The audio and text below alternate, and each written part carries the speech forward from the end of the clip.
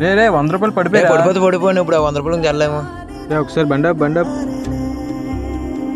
ఏమైందిరా?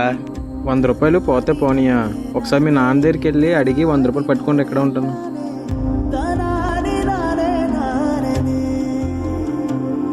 నాన్న నాకు అర్జెంట్గా 100 రూపాయలు కావాలి. సరే బాబు 10 నిమిషాలు ఆగు.